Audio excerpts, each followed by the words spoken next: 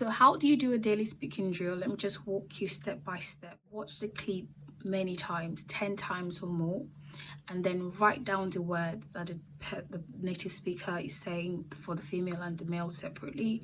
If you're a female, please do the female. If you're a male, do the male. And then you're to produce an audio recording of you saying the words the way they're saying it twice. So if it's water, you say water, water, as twice for each word.